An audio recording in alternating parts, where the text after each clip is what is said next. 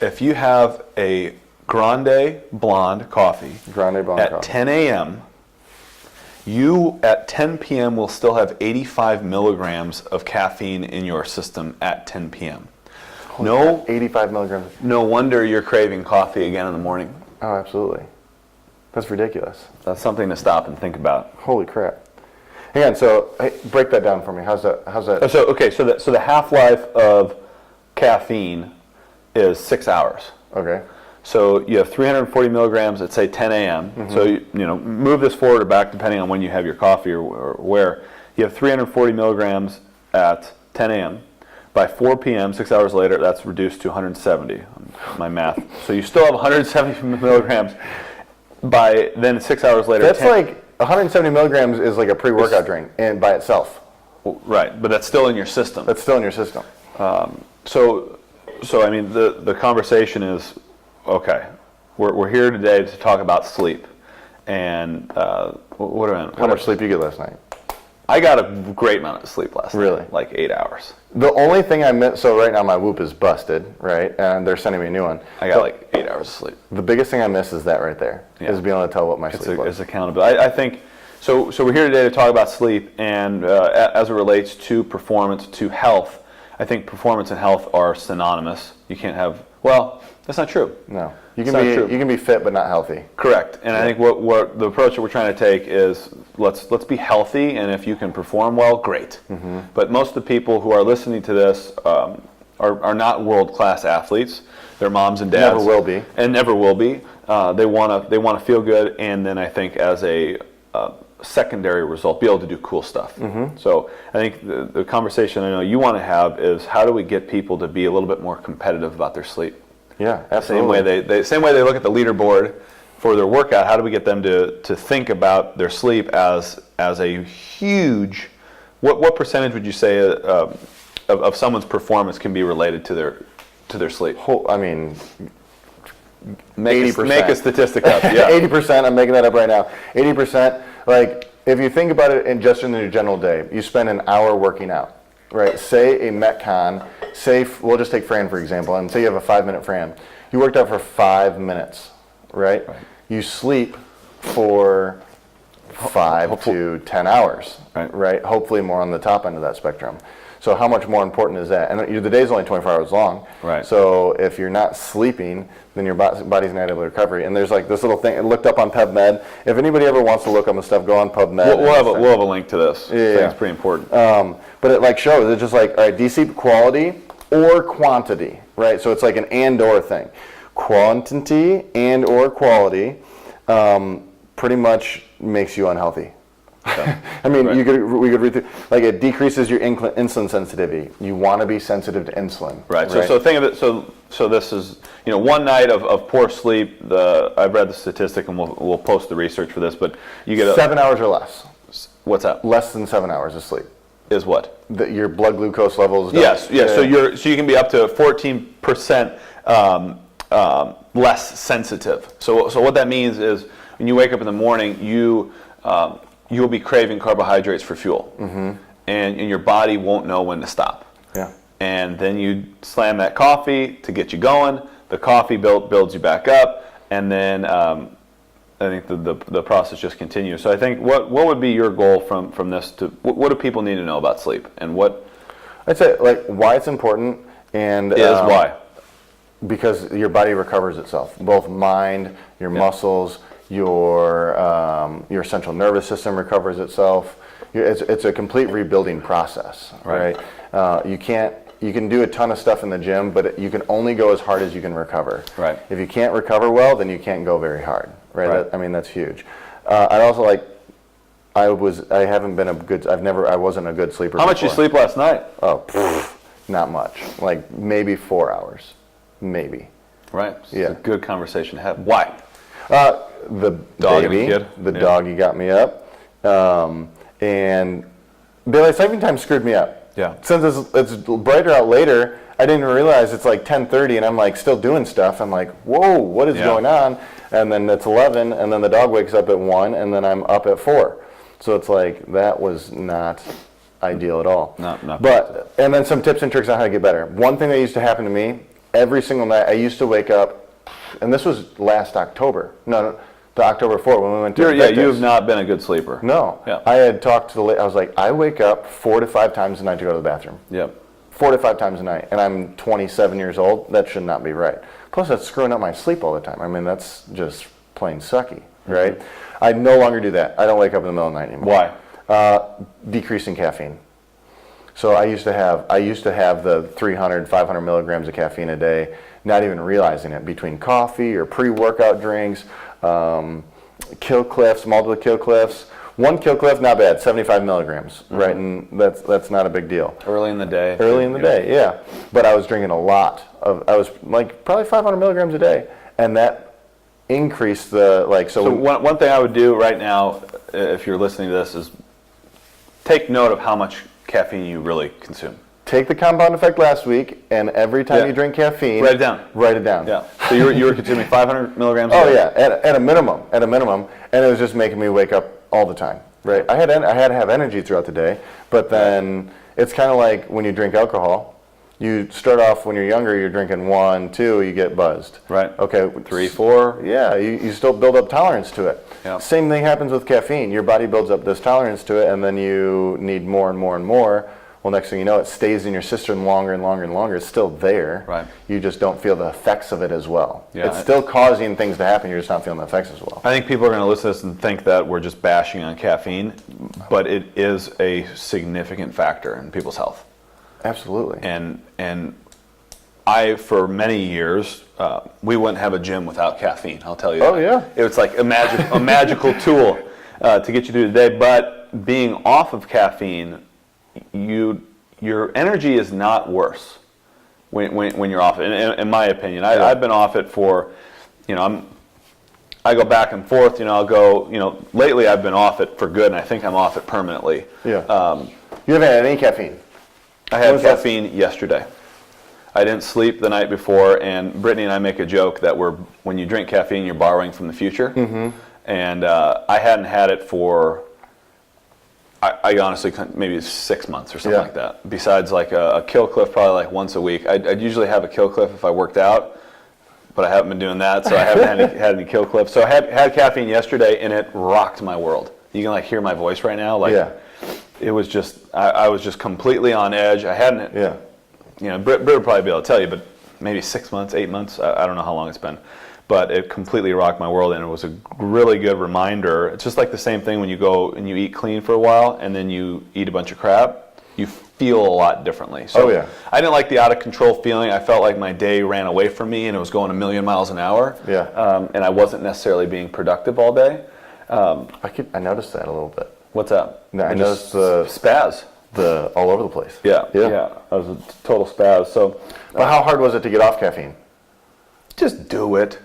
Yeah. People, what? It's like, how hard but, is anything? There had to be some, you can make excuses like, well. You got to stay super hydrated. Yes. Stay super hydrated, because I know it'll hit me at, 9 in the morning, 10 in the morning, and I'll start kind of dragging. So for me, if I'm off caffeine, intermittent fasting is crucial. I cannot eat breakfast, otherwise I crash. Mm-hmm. But staying adequately hydrated is super, super important, because you're going to hit that moment in the day where you're going to kind of get into a lull, and you're like, I need caffeine. Yeah. When really you probably just need to get hydrated. Yeah. Or move around a little bit. Yeah. Or do something different. Yeah. Stop and do. Depending on where you are. Go for a quick walk. Take 10 deep breaths. You're probably short on oxygen. Not even 10 deep breaths. My gosh, just doing that one, maybe 3 deep breaths. Yeah. Is a great tool. So no, I'll still have caffeine. I'll have a morning cup of coffee, and then I'll do like a little pre-workout drink before I work out. Right. I don't do it because I need it. I do it because I like it. Sure. Right. And that's literally why I do it. Now I try to limit that. It sounds like your sleep is more under control. My sleep's way more under control. Before I would have coffee in the morning, pre-workout in the late morning, and then I'll do maybe another something that has caffeine later, and then I keep on going all through the day. But my sleep has gotten much better, but it wasn't until my sleep got better that I didn't feel like I needed the caffeine as much. Correct. It was almost like a vicious circle. Is it a chicken or the egg? Yes. So, and that's what I want to talk about, like ritual, is I think you can, before you give up caffeine or really limit the amount of caffeine you consume, or if we go back to that analogy, if you have 300 milligrams in the morning, you still have 85 in your system when you're hopefully asleep, which is not conducive to sleep. What can you do to your ritual to change things? So I think one is drinking. If you're going to drink caffeine, drink it early in the day. Mm-hmm. Drink it early, get it. Yeah. Get it in your system quickly. Make sure you're not drinking it late at night. And then, for me, a couple, routines that have made a huge impact are deciding when the phone goes off. Yeah. At night, and deciding when the screens. So if we're going to watch TV, I want to watch TV and be done with it an hour before I go to bed. Yeah. Same thing with the phone. It's just giving yourself that break at night. Because one of the things that's disruptive about phones or laptops or TVs is the blue light that's emitted by the devices, and it affects your melatonin production, which is, and have you ever had that, where you feel like you're crashing and then you get your second wind? Yeah. And then you feel like you'd stay up all night? Well, your melatonin is what's telling you to chill out, and then all of a sudden, you're supposed to be asleep at this point. Yeah. You've got the hit of melatonin, and then it wears off, and you're still awake. Here comes cortisol. And then you get that cortisol spike of energy. Now you're ready to go. And then you're ready to go. Yeah, and then you lay in your bed, twiddling your thumbs, thinking about stuff. Something I've been doing recently that has helped me with, like, if I ever have a hard time falling asleep. Usually, Debbie will tell you, I hit the pillow and I'm out. Yeah. But I will, CrossFit nerdish, I'll think about a long workout like Murph or something that maybe 18.3 that I want to try and beat you at one day. Yeah. Double unders. Maybe someday. You gotta have goals. You gotta have aspirations. And I'll sit there and I'll do the workout in my head, counting reps, or I'm going through the movements. And it's something I've already done. It's not something that I'm trying to create or make new of. Yeah. And so I'll be doing the movements. Everything's unbroken, perfect, perfect. Well, I want to be. Boom. Next thing you know, I get through 5-10 reps. Boom, I'm out. It's better than counting sheep. Yeah. Right. And you're actually doing something and being productive. Yep. While you're thinking about your movement. I'll do that where I'll let my mind wander wherever it goes, and I'll picture myself sleeping in that place. So if I'm, I'm at the gym or I'm doing something, or if I'm running around town or in the house, I just picture myself from the outside sleeping there. Just passing out. And then my mind goes to the next place, and I'll picture myself sleeping there, and I'll eventually just get tired of walking around picturing myself sleeping, and I'll just go to sleep. Just pass out. So other what are some other nighttime rituals that we can recommend to people? The phone, I think, is a huge factor that we do not pay enough attention to. Get it out of your hand. Phone, yeah. Get it out of your hand. Put it away. It should not be in your room. Yeah. Do you have your phone in your room? I do. You do? Mm-hmm. I have it face down. I put it on night mode. Night mode? When do you look at it last? Whenever I put it on the charger. It all depends on the night. Yeah. Yeah. See, I'm the thing that has helped us the most, though, is we ripped the TV out. Yeah. Because Weston was asking too much, so we just took the TV completely out. And so there's no more. Usually you sit up and you get lost in TV. Yeah. But now there's no, so I'll fall asleep much faster than that. But the phone I will double check my alarms 2 or 3 times on my phone to make sure that I get up, and that's the last time that I look at it. Yeah. And now, so this is a great book to recommend, and for people to read. It's called Lights Out. I think the tagline is Sleep, Sugar, and Survival. You're delaying, the last time you look at your phone or device, you're delaying your melatonin production by 2 hours. Really? Yeah, so it's so I have knowing that information, you're making an educated decision if you're going to look at your phone. Yeah. And if you're going to have the blue blockers stop that? I'm sure they help. I don't know the study on it, but I'm sure it helps reduce it. Blue blockers are those little orange glasses that you can wear. We've got a couple pairs in our living room, but do you wear those?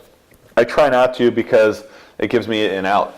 Because then I'll start watching something, and I'll get hyped up, and we'll watch something on TV. And that's the other thing about it at night is, you shouldn't watch anything that is negative. Yeah. Any news, any action thriller, Britt, this one's for you. Any Real Housewives or any of that crap is going to get you hyped up. Whether you say, "Oh, it doesn't affect me." Bachelor, yeah. Anything that you're going to get affects you. hot and bothered about, it's going to affect your ability to down regulate at night. So, So you're turning off your idea in a perfect world. You're turning off your phone. We're not meant to have these phones. And one thing, to think about it, what a phone is it's basically fake sunlight. And when your body, like we weren't, we've been around for a couple million years, or we've been evolving for a couple million years. The phone didn't exist. Yeah. Like it wasn't around 10,000 years ago, and our body hasn't adapted to it. So literally, when you pull your phone out at 10 o'clock at night, your body is getting the signal that it's now noon, and it needs to upregulate and be ready to take on the day. What are you looking at your chart? Well, no, they were saying something about your circadian rhythm and how when it screws up, it completely screws up like everything else when it comes to like body weight. A lot of times people wonder like, I'm eating well, I'm coming to the gym, I'm not losing anything. Sleep. Yeah, how's your sleep doing? I sleep like 5 hours a night. Have you ever had anyone tell you? Have you ever had anyone tell you that they sleep amazing and they don't get results? No. I mean, it is No, hang on. They sleep amazing. So they sleep amazing, yet they don't get results. No. Will that ever happen? No.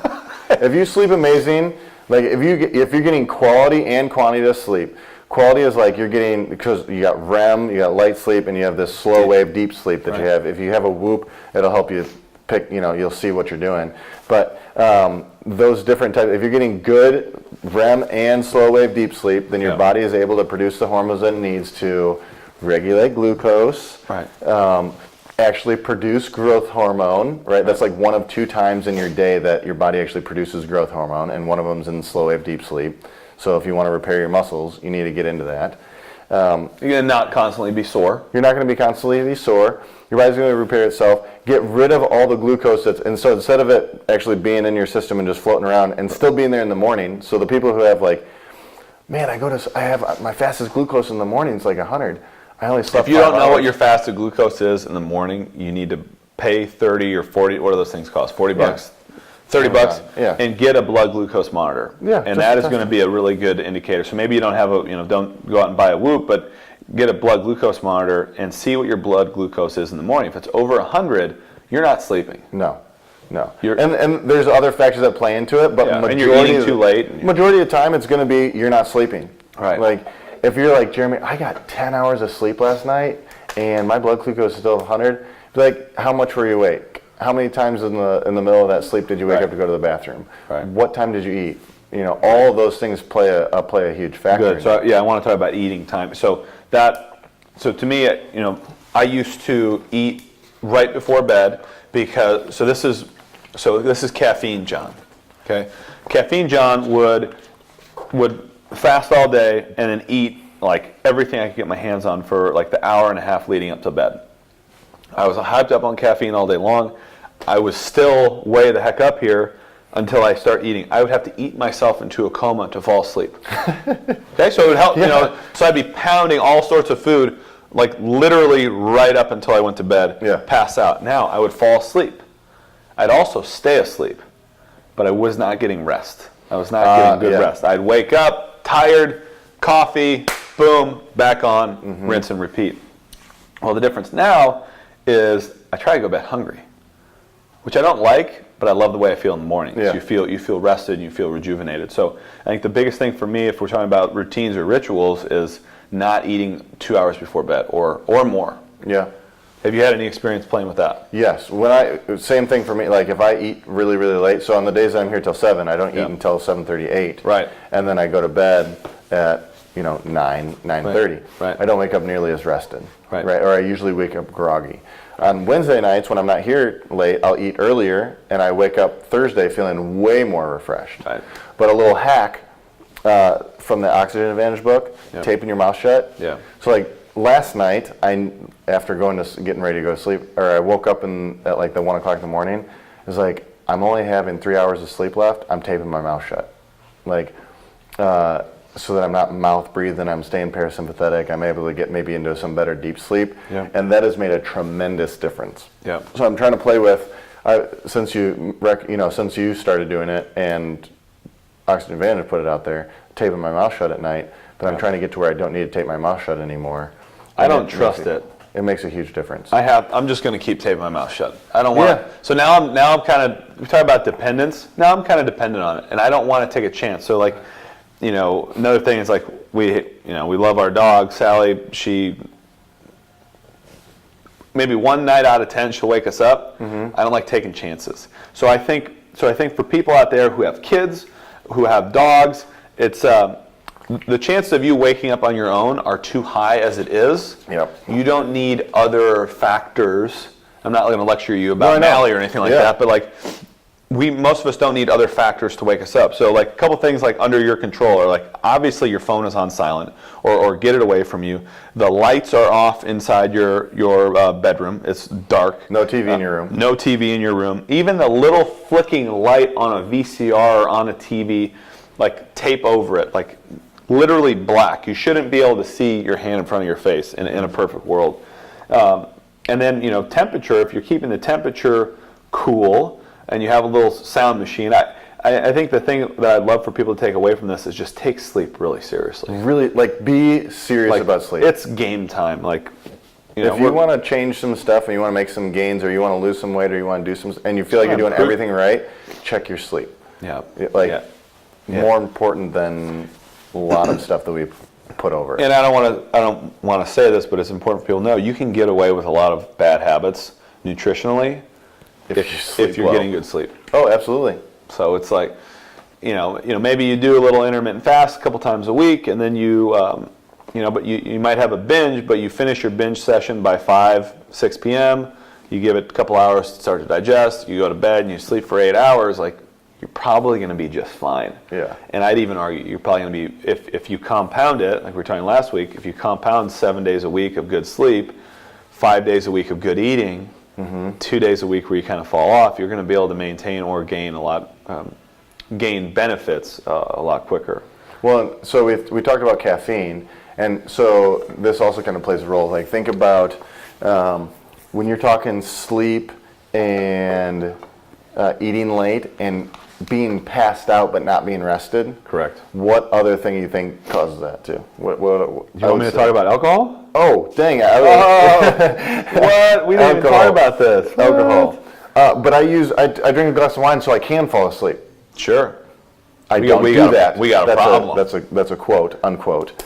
We hear that all the time. All the time. Well, I have a couple drinks just so I can fall asleep, because if I don't, then I'm up all the time. Yeah. Okay. How about you take let's take our step back right in the middle of the day, and let's see that you still have however many. You probably still have 170 milligrams of caffeine in your system at 4 p.m. 4 p.m. All right. So that makes sense. I can see why you need some alcohol to fall asleep, because it's a depressant. Right. What would be a more holistic way to get somebody to downregulate? You want to go into a little breathing stuff? Yeah, do some breathing. So what do you do before you go to sleep? What do I do? Do you have breathing? So I'll do a couple different things. I'm pretty lazy when it comes to like my Wim Hof practice. I try and do the most effective thing the quickest way possible. Yep. I will do, I think last night I made it to like 7 breaths. I'll just do one thing I find, I take a big breath in, slow exhale. Big breath in, slow exhale, and I'll do anywhere maybe 10 of those. And the exhale, I'm trying to make it last 30 seconds or more, and it takes my concentration from like everything that's going on in my head to just focusing on my breathing, and that takes a minute or two. Yeah. If I'm feeling really, this was a couple nights ago, I was really energized when I was laying in bed. I was like, all right, I need to get after it here. So I went through a traditional round of like Wim Hof, like power breathing. Yeah. In the nose, out the mouth, in the nose, out the mouth, in the nose, out the mouth, in the nose, out the mouth. Like I really went for it. Did a big exhale hold. So, it was like, I think it was 25 to 30 breaths. Big exhale hold, hold, and then inhale, hold, 10-second squeeze, try and pop my head off. Yeah. That's fall asleep. Yeah, well, that's the last thing you remember. Yeah. Not really, but after that, you just feel this wave of calm kind of usher over you. So sometimes when I get in bed and I'm tired, I don't have the energy to do that. I'm like, I don't want to breathe right now. I can take a big breath and a big exhale. So, is that better than alcohol? Absolutely. Another thing you do, you don't have to do that in bed. Just be conscious and take 5 to 10 conscious breaths. Yeah. Like we did our coaches meeting yesterday. Like, set the system. You've been going crazy all day. When is the last time we don't do that? No. As you know, we're always chasing the next thing. We're chasing squirrels every single place. And stop and take a breath. And you can do that right before a meal. You can do that right before bed. You can highly recommend to do it right before you have an important conversation with your spouse. Like, you know what I mean? Down, regulate. Down, get down. And so, skip the alcohol, because I think or try to go to bed sober. I think that's incredibly important. Yes. Because that's disrupting your deep sleep and melatonin production. And if I can make another recommendation, or just to reiterate, if you want to step up your sleep, read the book Lights Out. It explains how we're wired and how we're supposed to sleep. Yeah. And it gives you a little bit more motivation. Like, lifting heavy things is good for your body if done correctly. You're going to come to know that getting good sleep is really, really beneficial, but also the how behind it. Absolutely. So we've got your people are going to come away from this podcast, they're like, okay, so I don't drink alcohol and I don't drink caffeine. What's the point of living? Well, I think it's my mom always said, like, moderation is key. I don't necessarily wholeheartedly follow that. Yeah. But if you're going to do caffeine, know that it's going to be in your system, and know that half-life is 6 hours. I mean, even if say you take that same equation, the 340, which is It's a grande blonde roast at Starbucks. Yeah. So take that. We are not sponsored by Starbucks today. We are not sponsored. They are not sponsoring the podcast. And so take that. So there's 85 milligrams in at 10 o'clock at night, right? Is that what you said? Yeah. All right. So how can you remove 85 milligrams from your start? Yeah, so you back off. You have to back off 170 of that coffee. So you start with a tall. So with the tall. So you're still going to get the burst of caffeine that you want during the middle of the day. You can still have your coffee. You can still have your caffeine. And that's going to, decrease the lateness of the time that you do it. Yeah. Right. Now, if you couple that with some decent nutrition, like minimize the carb intake in the morning, then if you have to have your carbohydrates, which is going to be fruits and sweet potatoes and stuff, have it later in the day so that it crashes you and makes you fall asleep. Right. Okay. But if you're having that in the morning with your caffeine, you start riding the roller coaster. Especially if you have your caffeine on a full stomach, you're not getting the full effects of caffeine anyways. Correct. So that's the same thing with alcohol. Yeah. And it's like, so we're not here to recommend binge drinking or to help people get messed up, but if you're going to drink alcohol, right, Matt, drink it on an empty stomach. so everyone knows that. So it's going to be more effective. And what is the point of drinking alcohol? I mean, it's for the maybe taste. you enjoy the taste, but I don't know, man. The feeling might be better than the taste. So try and get the effects, because you're getting all these sugars in alcohol that are metabolized by your body first. So that's the other problem with alcohol. So say you're drinking alcohol at night and you consume carbohydrates, as Jeremy mentioned, in the evening. Well, the alcohol sugars are going to be metabolized first. So you're going to have all this blood glucose from whatever. Say you ate a great meal of vegetables and sweet potatoes and whatever. You had 50 grams of carbs or 70 grams of carbs in your dinner. Your body's not going to burn any of those carbs until it gets through the alcohol sugars. Yeah. So you add a couple glasses of wine to that, and you're like, oh, I ate a really good dinner. Well, your body's not going to go to work on it, and you're going to find out that your blood glucose is 105 when you wake up in the morning. Yeah. And now you're craving, a venti, and that muffin looks pretty good. Yeah. Because I need some energy. Mm-hmm. So, it's like the chicken and the egg. It's how do we stop one, and it's have your glass of wine before dinner. Mm-hmm.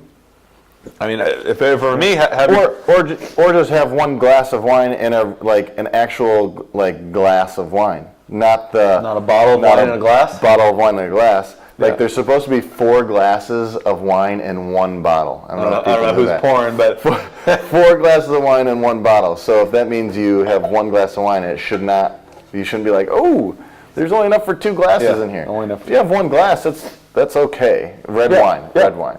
Yeah. Yeah. But yeah, just understand the timing of it is important. It's not something to have after dinner. Yeah. It is going to affect your sleep. It is going to affect your body's ability to metabolize sugars, and that's inevitably what everybody cares about. It's going to affect your belly. Absolutely. Where's that where are those extra sugars going to be stored? Stomach, Yeah. right in your stomach. Right. I mean, you might as well just, if you're trying to, basically what we're coming down to is if you want to make gains or you want to I just want, get leaner or get leaner, get better body composition. If you want to feel better, you need to put as much effort into sleep as you do nutrition, and even more effort into sleep than you do your workouts. Well, yes, absolutely. I mean, and that'll change a ton of things. Yeah. Both quality and quantity of your sleep, and play with that glucose monitor in the morning. See how much what you're actually sitting at, and note what time you go to bed. Yeah, in seriousness, because you document how much caffeine you drink, and are you really in bed at 9 o'clock like you say you are, or are you thinking about going to bed at 9 o'clock? When do you turn off your phone? Yeah. When you turn off the TV. Do you turn off your phone? Is your phone in your room? Is it outside your room? Can you maybe get an alarm? Are you somebody who likes social media? I happen to. I have to set rules. Yeah. And I have to get myself off bed at a certain time. Otherwise, I'll be laying in bed scrolling. Infinite amount of scrolling. There's so many things to look at. So many things. It's just so interesting. So I think I come from like the ritualistic standpoint of like set yourself some standards where hey, I am done drinking coffee by 10 a.m. Mm-hmm.